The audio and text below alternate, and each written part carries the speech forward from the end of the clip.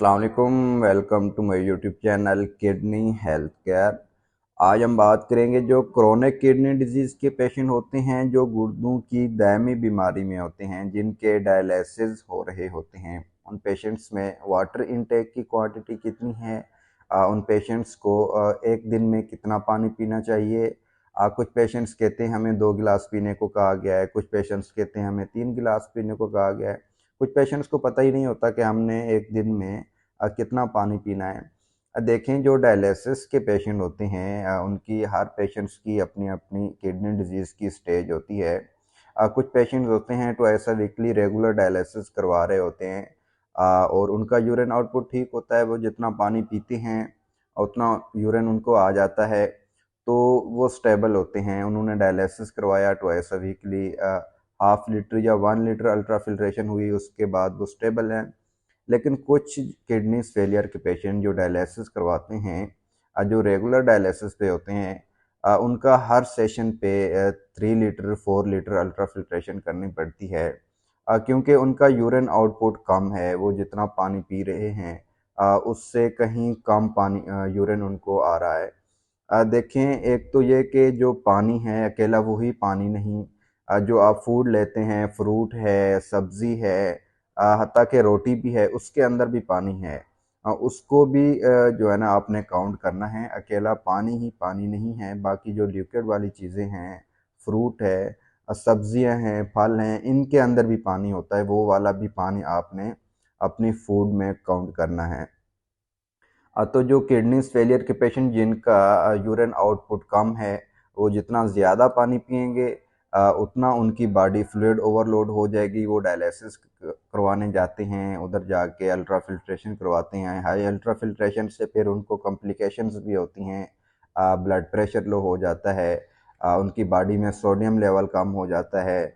जो ज़्यादा पानी है वो आपके लंग्स में भी जा सकता है, आपको चेस्ट इन्फेक्शन भी हो सकती है, आपको वो वाला पानी आपके एब्डोमेन में भी जा सकता है। आपको हार्ट, जो आपका हार्ट है, दिल है, उसको भी नुकसान पहुंचा सकता है। कोशिश करें, जो किडनीज़ फेलियर के पेशेंट हैं, जो मेंटेनेंस डायलिसिस पे हैं, वो इतना पानी पिएँ जितना उनका यूरिन आउटपुट है, ताकि आपकी जो बॉडी है वो ज़्यादा फ्लूइड ओवरलोड ना हो।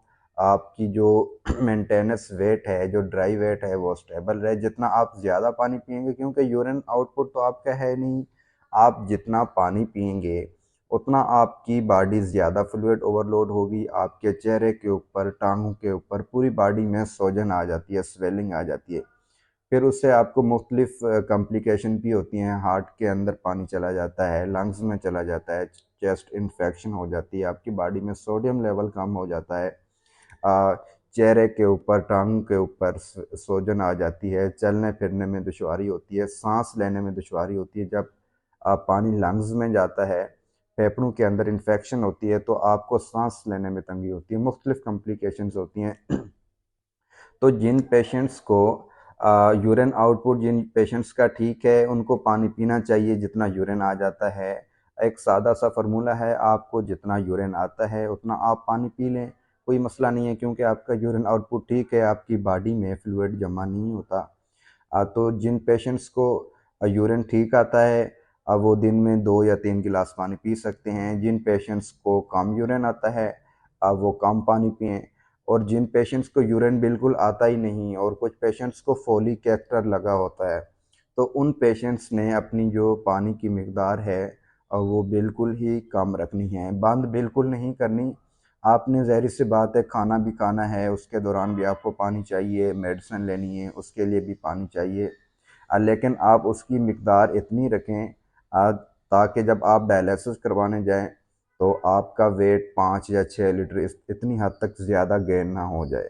3 लीटर 4 लीटर तक तो ठीक ठीक है। जब आप डायलिसिस करवाने जाते हैं तो आपका जो वेट है, एक्स्ट्रा वेट है, ड्राई वेट से ऊपर वाला, वो आपकी मशीन के ज़रिए फ़िल्टर हो जाता है। लेकिन आप पानी की मकदार कम रखें। जितना आप कम पानी पिएंगे उतनी आपकी बॉडी का जो वेट है वो ज़्यादा नहीं होगा, और आप रेगुलर मेंटेनेंस डायलिसिस पे फिट रहेंगे। सेहत का ख्याल रखिएगा। अल्लाह हाफिज़।